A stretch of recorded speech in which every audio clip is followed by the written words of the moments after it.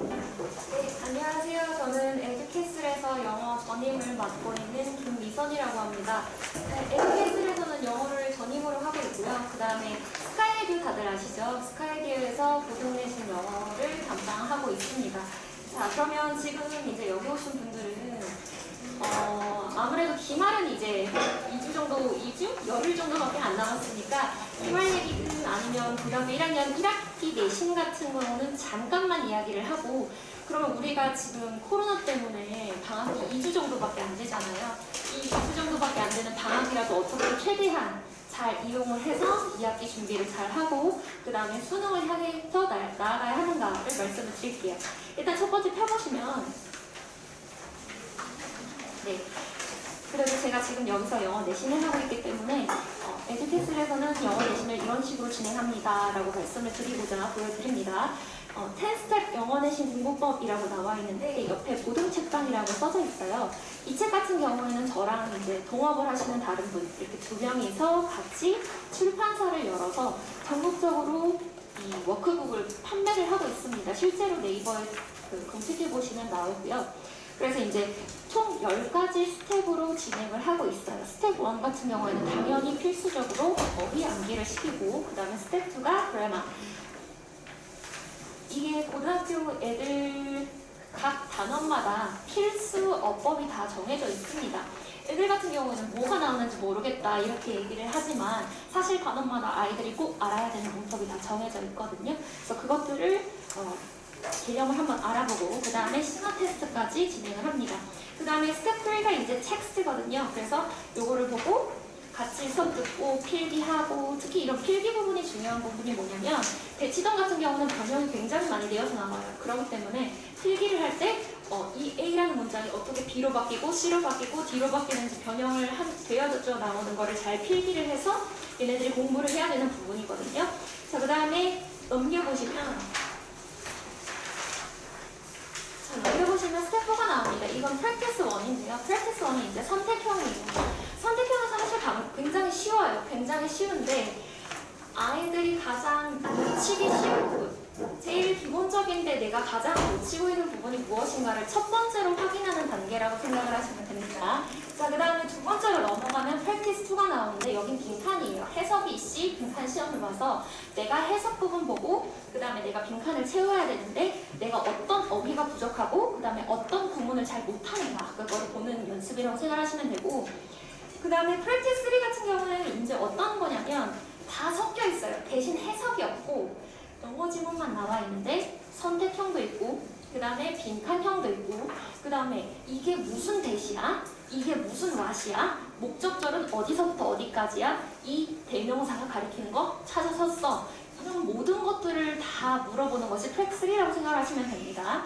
그렇게 연습을 하고 나서 이제 스텝 7, 8, 9으로 가면요. 객관식 연습, 그 다음에 서술형 연습, 그 다음에 최고난도 서술형 연습 이렇게 되어 있는데 제가 처음에 스텝 10이라고 말씀드렸잖아요. 마지막에 나와 있는 건 모두 기출문제입니다. 그래서 여기는 지금 안 나와 있는데 이 뒤에 10번째 단계로 애들한테 각 교과서별 기출 문제들을 100문제에서 150문제 정도를 같이 주고 있습니다. 이렇게 연습을 할 건데 이거 넘겨보실까요? 그러면 대치동에서, 이 대치동에 있는 모든 학교들 있잖아요. 뭐 지금 이 에듀캐슬에서는 단대부고랑 중동고를 메인으로 하고 있습니다만 단대부고랑 중동고를 포함한 이 대치동 내신에서 절대로 학교에서 포기하지 않는 부분이 뭐가 있냐면요. 첫 번째가 어휘력이에요. 너무 다 똑같은 말이죠. 근데 어휘력을 정말 절대로 포기를 하지 않아요. 근데 이 어휘력을 포기하지 않는다는 말이 무슨 말이냐면 예를 들어서 나는 고1인데 고2에서 고3 수준의 단어를 무조건 내겠다라고 하는 게 대치동이에요. 무조건 고2, 고3 수준 단어를 너희가 알고 있을 거라고 생각해. 너희가 공부해왔을 거라고 생각해. 라고 하는 거거든요. 그게 이제 첫 번째 어휘력이고 두 번째가 내용 이해예요. 근데 내용 이해라는 것도 어머님들이 생각하시기에는 내용 이해 별거 아니잖아. 읽어서 그냥 이해하면 되는데 근데 애들이 제일 못해요. 특히 남자애들이 진짜 정말 못해요. 처음부터 끝까지 분명히 나랑 같이 공부를 했는데 주제 찾아봐 이러면 주제가 뭐더라? 이러고 있거든요.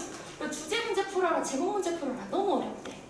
저도 모르겠어요. 그 이유를. 애들을 지금 몇 년째 보고 있지만 도대체 왜 그렇게 주제를 못 찾는가. 근데 또 그래 모르니까 어쩔 수 없지가 아니라 저는 계속해서 그러면 모르겠으면 외워라. 이렇게라도 해야 되는 거잖아요. 그래서 같이 내용 이해하는 부분, 그 다음에 기본 어법 실력, 이거 진짜 중요해요.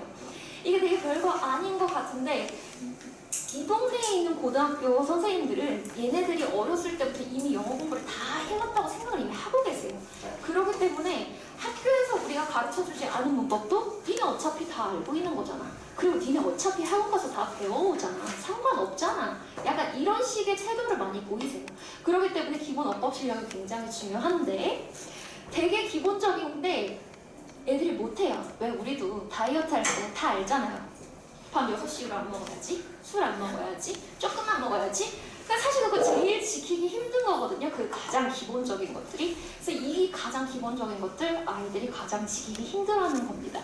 그러면 이제 저라면 아이들과 함께 어떻게 대비를 하는가? 첫 번째, 어휘력은 당연히 끝이 없는 암기를 해야 됩니다. 똑같죠? 똑같아요. PT 선생님이 얘기하시 끝없이 움직이고 덜 먹으세요. 똑같아요. 끝없이 암기를 하는데 애들이 제일 많이 하는 거예요. 아 엄마 나는 단어 왜 이렇게 안 외웠죠? 선생님 저는 진짜 단어에 트라우마 있거든요. 아까 단어 보면 너무 토할 것 같아요. 근데 저도 토할 것 같아요. 단어 보면. 단어 보고 야 단어 너무 좋다 행복하다 이런 사람이 사이코패스지. 그건 말 안 되거든요. 100개 중에 90개 까먹는다. 나는 바보다. 근데 그게 당연해요. 만약에 100개 중에 90개를 기억하는 사람이라면 둘 중 하나예요. 머리가 너무 좋아서 학원을 다닐 필요가 없는 애거나 두 번째, 이미 어렸을 때부터 너무 열심히 공부를 차근차근 잘 해와서 기초 베이스가 좋아서 금방금방 붙는 애들이거나 근데 그렇지 않잖아요. 보통의 아이들은. 그러니 100개 중에 90개 까먹는 게 당연하고 그리고 아이들이 까먹어서 좌절하고 무너지고 힘들 때마다 저는 걔네 옆에서 다시 와. 학원 와서 다시 한 번만 시험 봐. 조금만 더 봐. 그럼 10개라도 가져가. 내일 11개 가져가고 그 다음날 12개 가져가면 되지. 그게 이제 제가 하는 역할입니다. 절대 처음부터 단어를 막 30개, 50개, 100개를 머릿속에 다 집어넣을 수 없어요. 처음에 10개, 11개, 12개 좋아. 성장해서 결국 마지막에 30개, 40개, 50개, 100개 모두 다 네 거가 되면 되지. 그래서 끝까지 암기를 시킬 거고요. 그 다음에 두 번째, 이제 방학 때 우리가 뭘 해야 되냐면 모의고사 문제풀이 특강이라는 게 있습니다. 근데 이제 여러분들 이제 고1 정도 되면 고1 때 이제 준비하는 모의고사 같은 경우는 별거 아니야. 쉽다라고 생각을 하실 수도 있거든요. 사실 고1 모의고사는 좀 쉬워요. 그래서 이 동네 아이들이 이제 고1 모의고사 정도에는 한 3등급 나오면 울고 1, 2등급 뭐 기본으로 나오고 1등급도 95점 이상을 나와줄 좀 기분이 좋고 약간 이런데 그런 애들이 이제 점수가 점점 뚝뚝뚝뚝 떨어지거든요. 그래서 특히 3학년 모의고사를 준비를 잘 해 나가려면 실력을 착착착착 쌓아 올라가야 되기 때문에 지금 당장의 모의고사 점수가 나 괜찮네 이렇게 할 게 아니라 고3 때 내가 망할 수도 있겠다라는 생각을 가지고 지금부터 빨리빨리 그거를 자기 거를 만들어 놔야 돼요. 왜냐면 특히 뭐 여자애들도 마찬가지지만 만약에 남자애들이라고 하시면 저는 이제 반대국어랑 중동고 아이들 많이 보기 때문에 말씀을 드립니다. 남자애들이라면 10중 8구 이과를 가요. 여자애들도 이과 가는 애들 많죠. 이과를 가면 3학년 때 무조건 영어 공부할 시간이 줄어듭니다. 그리고 영어 공부를 하고 싶어도 불안해서 못해. 왜냐면 그때도 수학이 완벽하지 않거든요. 그렇기 때문에 자꾸 다른 데에 시간을 쭉 뺏기면 영어를 못하고 영어를 못하면 영어 성적이 떨어지고 영어 성적이 떨어지면 영어 하기 싫으니까 수학하고 이게 악순환이 반복이 되고 결국 영어 점수가 발을 붙잡게 되는 그런 문제가 생길 수도 있거든요. 그렇기 때문에 지금부터 모의고사를 거의 100점을 맞겠다. 특히 고1이면 내가 고2, 고3 수준의 문제들을 모두 다 승력을 하겠다라는 생각으로 접근을 하셔야 되고요. 모의고사를 좀 말씀을 드리자면 그래서 이제 저희는 애들한테 이제 독해 문제만 풀려요. 독해 문제만 풀리는데 단순히 뭐 50분 주고 60분 주고 이렇게 풀리는 게 아니라 40분 줍니다. 40분. 근데 이 40분이 진짜 좀 짧은 거예요. 왜냐면 보통 아이들이 정규 시험 때 듣기를 제외하고 나서 50분에서 53분 정도를 여유롭게 가져갈 수 있거든요. 근데 저희는 이제 40분으로 연습을 합니다. 40분으로 연습을 해서 내가 도대체 반복적으로 자꾸 어떤 문제들을 시각에서 제하고 풀게 되는지를 봐야 돼요. 내가 자꾸 상습적으로 미루게 되는 문제들. 예를 들어서 막 문제를 풀다가 시간이 5분 남았어. 근데 내가 앞으로 풀 문제가 한 7문제면 내가 거기서 버리려고 하는 문제들, 빈칸을 버리려고 하는 애들도 있고요. 순서 삽입 버리려고 하는 애들도 있고요. 그런 애들을 미리 풀어놔서 오히려 쉬운 문제를 버려버리는 애들도 있어요. 애들마다 다 다르거든요. 그래서 자기 성향을 좀 파악을 해서 그럼 너는 은근히 빈칸을 좀 잘하니까 버릴 거면 일단 순서 삽입 버리고 빈칸을 취하자. 이런 식으로 애들한테 미리미리 맞는 전략을 좀 짜줘야 나중에 정말 어려운 문제가 나와서 시간이 모자라게 됐을 때 애들이 당황하지 않거든요. 그래서 그 연습을 좀 할 겁니다. 그래서 그렇게 실전 풀기를 하고 나서 자 그러면 실전 풀었으니까 빠이 이게 아니라 그 각각 지문에 대해서 단어 필터링을 할 거예요. 애들이 제일 약한 부분. 단어 필터링을 하고 나서 그러면 이 단어가 사실 A라는 뜻으로 쓰이지만 사전에서는 이 지문에서는 A-라는 뜻으로 유연하게 바뀌어서 쓰였을 수도 있거든요. 그래서 그런 것들을 좀 살펴볼 거예요. 그렇게 하고 나서 끊어읽기를 할 겁니다. 뭐 청킹, 덩어리 읽기 여기저기 많이 들어보셨죠? 사실 되게 중요해요. 왜냐하면 덩어리 읽기를 통해서 직독직해를 할 줄 알아야 되니까. 그래서 그거 연습을 하고 그 다음에 다시 이 지문에서 그러면 내가 이건 빈칸인데 빈칸 지문에서는 키워드가 이런 식으로 나열이 되는구나. 이거는 순서 문제인데 키워드가 이런 식으로 나열이 돼서 내가 이렇게 순서를 가야 되는구나. 그거를 이제 연습을 하고 나서 다시 그 지문을 빠르게 혼자서 읽어보는 연습을 할 거예요. 그렇게 해서 내가 처음에 읽었을 때는 어떤 식으로 읽었는데 청킹을 하고 키워드를 뽑고 나니 아 순서가 이렇게 가운데 있는 문장들은 안 읽어도 되는 거였네. 이거를 스스로 깨달을 수 있어야 그게 반복이 되면 나중에 실전에서 쓸 수 있는 거거든요. 그래서 그거를 모의고사 문제풀이 할 거고요. 자, 그 다음에 세 번째가 책 이름이 시발 문법인데요. 요게 아니고요. 시발점, 시작하다라는 뜻입니다. 더 비기닝의 의미고요. 네, 이거는 사실 제가 거의 재작년에서부터 이 문법 수업을 하고 있는데 애들이 되게 고통스러워해요. 이 수업을 들으면. 애들이 왜 고통스러워하냐면 시험 볼 게 너무나 많고 공부량이 너무나 많아서 고통스러워하는데 근데 사실 이거를 처음부터 끝까지 모두 다 잘 수행을 해내고 처음부터 끝까지 저랑 같이 잘 달려주기만 한다면 성과가 아주 좋게 나올 수 있는 수업입니다. 손공부를 통해서라고 해놨는데 뒤에 보시면 또 나오겠지만 애들이 필기량이 굉장히 많아요. 필기량이 굉장히 많고 그거를 저희가 모두 다 백지 테스트를 시킵니다. 백지 테스트라는 게 뭐 어느 정도 개념을 주고 나서 너희 이 개념 채워 넣어라 이 정도가 아니라 그냥 백지 가져오라 그래요. 노트 하나 가져와서 지난 시간에 배웠던 거 처음부터 끝까지 너가 다 채워 넣어라. 그냥 처음부터 개념 정리부터 다. 그럼 얘네들이 어머님들도 아시잖아요. 여기저기 많이 문법 수업 들으셨죠? 뭐 무슨 형식 애들 다 알 것 같죠? 하나도 몰라요.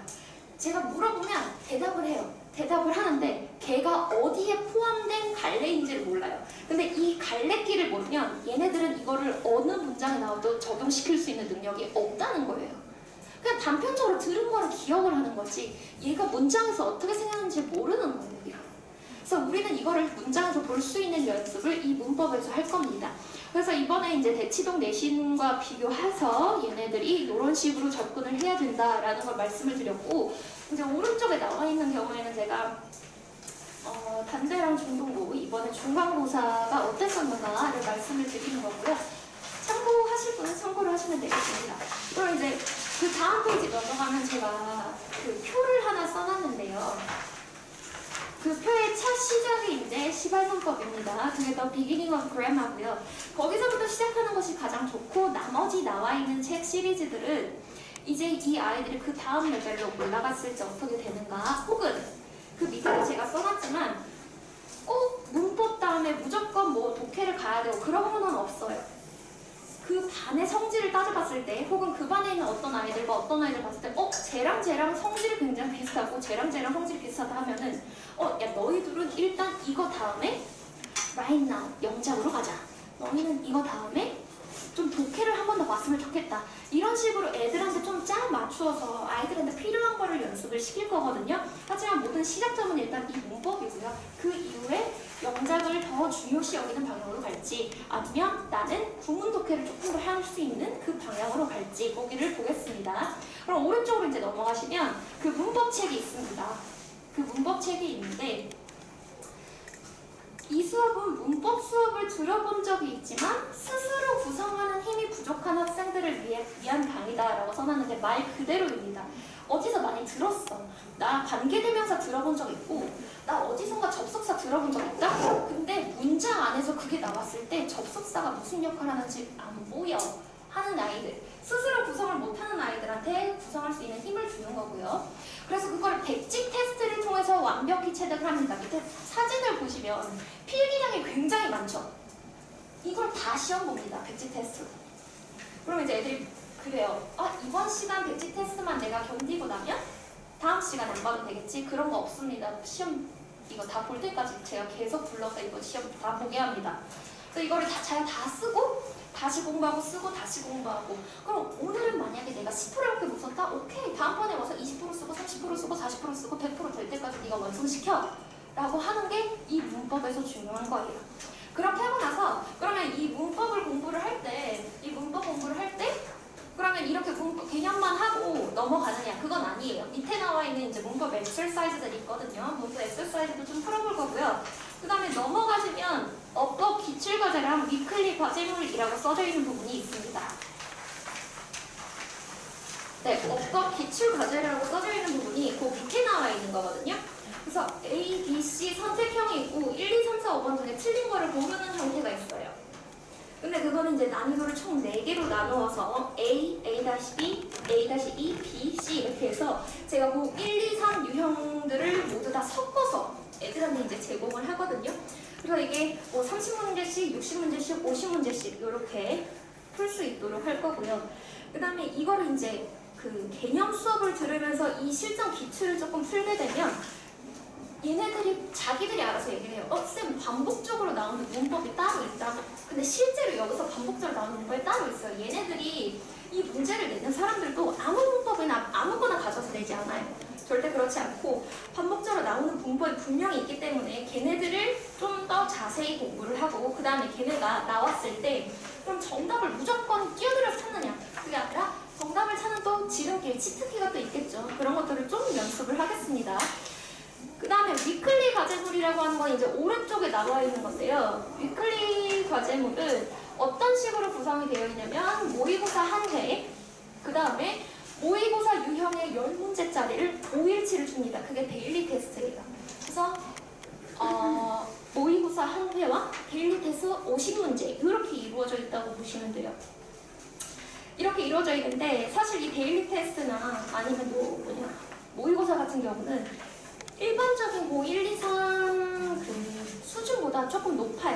그래서 고1 학생들이라고 하면 아마 고2, 3 정도 되는 이제 레벨이라고 생각하시면 되고, 그렇다면 이제 고3 학생들, 여기는 지금 고3이 없겠지만 고3 학생들 같은 경우에는 뭐 사설이라던가 아니면 무조건 고난도라던가 그런 식으로 이제 좀 진행이 되는 거거든요. 그래서 그렇게 고난도 수준을 풀어봄으로써 이걸 많이 풀면 애들이 그래요. 6평이나 이런 거 풀면 쌤 껌이던데요? 이렇게 얘기를 하거든요. 그래서 그런 것들을 조금 노리는 연습이라고 생각을 해주시면 됩니다. 그래서 문법 수업을 하면 이 과제물까지 같이 나가게 되어 있기 때문에 문법 수업만 하느라고 막 수능 모의고사 공부 하나도 못하는 거 아니다 그렇게 생각하지 마시고 이거에 대한 기본적인 감각을 계속 유지를 하면서 간다라고 생각해 주시면 되겠고요. 그 다음에 아까 잠깐 말씀드렸던 이제 모의고사 풀이 특강 같은 경우에는 아까 말씀드렸듯이 40분 내에 시험을 칩니다. 시험을 치고 나서 각각 모프 문제를 체크를 할 거예요. 모프 문제 체크하고 나서 제가 다시 5분 줍니다. 그러면 그 안에 다시 문제를 풀고 본인이 선택한 문제와 버린 문제들, 그래서 모프 문제 다시 체크해서 나는 이 유형을 찾고 마지막까지 버리는구나. 그럼 나는 이게 약한 유형이니까 얘를 조금 더 숙지해서 클리닉처럼 더 열심히 하고 나머지는 보완을 해야 되겠다. 이런 것들을 이제 살펴볼 거고요. 그렇게 해서 아까 말씀드렸듯이 각 유형별 대표 지문에서 각출해서 단어 필터링 연습하고 청킹 연습하고 그 다음에 다시 키워드 뽑아내는 연습하고 그렇게 해서 그거를 속독하는 연습을 할 겁니다. 속독이 굉장히 중요하거든요.